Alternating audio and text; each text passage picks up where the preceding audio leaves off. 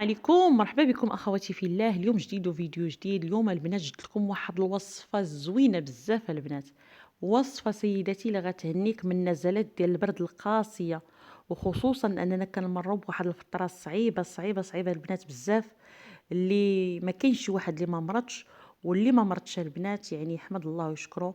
نزلات ديال البرد البنات اللي كتهدك، ما كتقدريش تهزي حتى الراس ديالك البنات. وانا جبت لكم الوصفه اللي مجربه البنات، والله على ما اقول شهيد.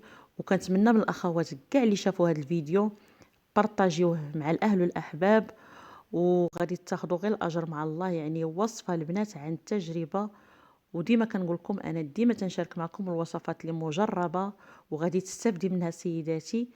قبل ما نبداو، اللهم صل وبارك عليك يا رسول الله وعلى اله واصحابه اجمعين، ولا حول ولا قوه الا بالله. كما كتشاهدوا امامكم البنات في الفيديو، عندي هنايا عشبه ديال المخينزه البنات. هاد العشبه البنات راه شنقول لكم، راه شي حاجه زوينه بزاف وغادي تبهرك سيداتي النتيجه ديالها.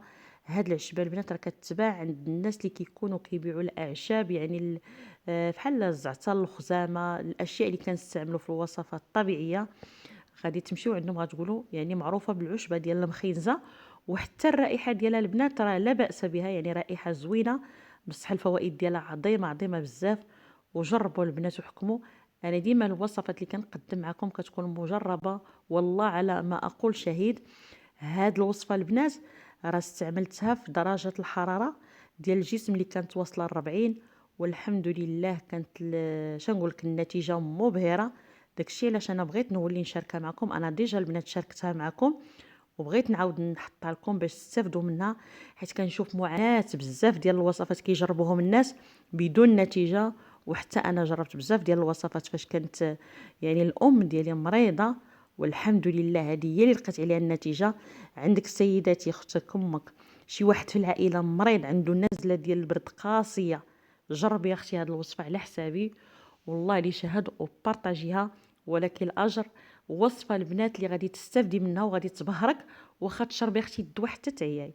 هاد الوصفه هذه هي اللي غتهنيك من نزلات ديال البرد القاسيه. وجربي وحكمي ورجعي للتعاليق، اكيد ان شاء الله غادي تلقى معك نتيجه. عندي هنايا البنات البصله الحمراء. يعني البصله الحمراء البنات احنا غادي نهضروا باش كلشي فهمنا، المهمات الاخوات الناس اللي مهم غادي ندرجوا الهضره نيشان.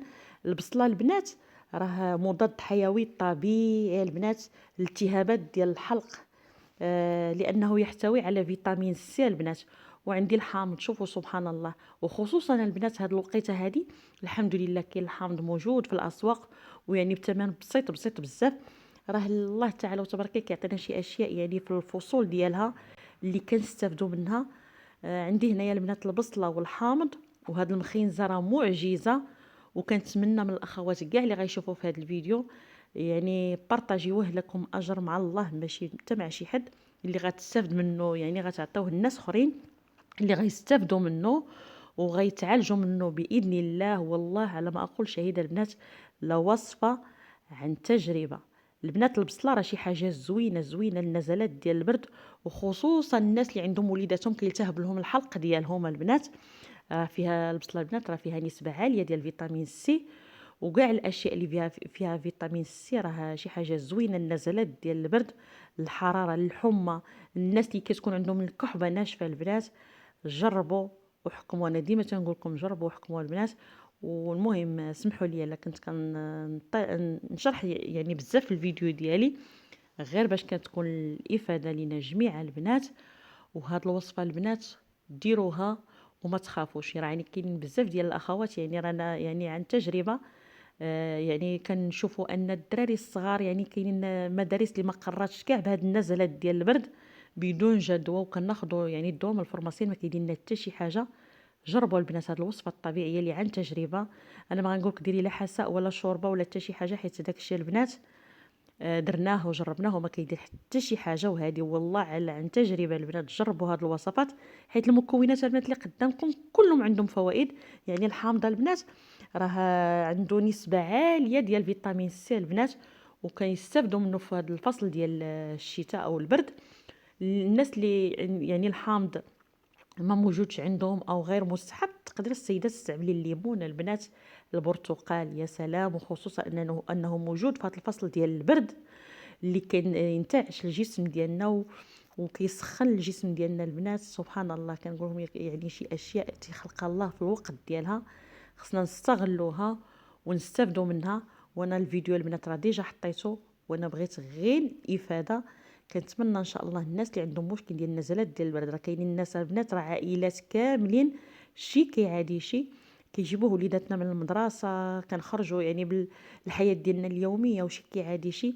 جربوا البنات هاد الوصفة على حسابي ورجعوا للتعاليق، وكنتمنى ان شاء الله تبارطاجيوها مع الاهل والاحباب باش كلشي يستافد بلا ما تعيي راسك وتبقي غادا جايه سيدتي الفرماسيان بدون جدوى. وصفة فعالة مليون في المية، وكنتحداك سيدتي تجربي هاد الوصفة وتقولي انا بقى عندي مشكل ديال النزله ديال البرد يعني الكحبه ديك الناشفه، او مشكل ديال الحمى.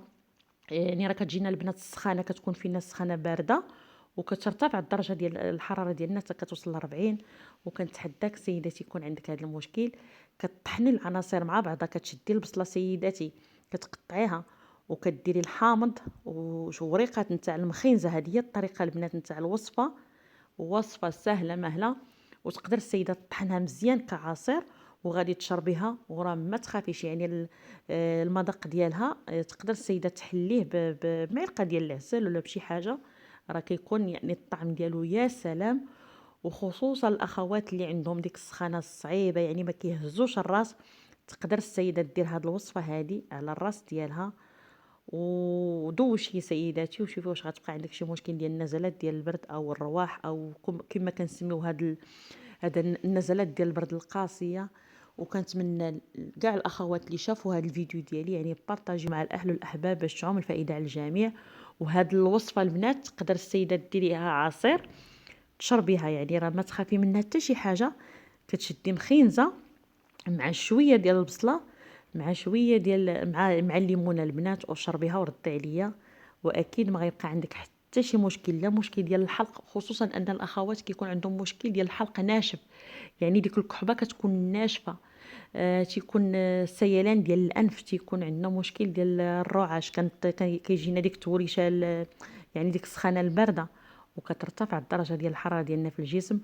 وكنتمنى من الاخوات ديما هاد المخينزه البنات تكون عندكم، يعني تكون عندكم ديما في الثلاجه ديالكم. نهار اللي يكون مرض ولدك ولا بنتك ولا الام ديالك ولا اختك تكون موجوده واستعمليها وردي عليا الخبار.